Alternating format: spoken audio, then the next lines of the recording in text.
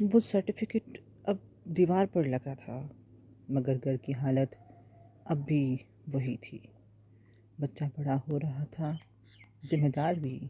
اس نے کھیل چھوڑ دیا اور کام سیکھ لیا، کبھی پڑھائی، کبھی مزدوری۔ ماں اکثر کہتی تھی، بیٹا تھک جاتے ہوگے۔ وہ مسکرا کر کہتا، امی خواب تھکنے نہیں دیتے۔ ایک رات ماں کی طبیعت بگڑ گئی۔ بچہ پہلی بار ڈر گیا۔ اس نے وہی بستہ اٹھایا جس میں کبھی کتابیں تھیں، اب اس میں دوائیاں تھیں۔ صبح بچہ ماں کے پاس بیٹھا تھا۔ ماں نے آہستہ سے کہا، میرا خواب اب تم ہو۔ بچہ خاموش رہا، آنکھوں سے آنسو بہتے رہے، اور اسی دن اس نے وعدہ کیا جو ماں نے شروع کیا۔ وہی کہانی اب وہ مکمل کرے گا۔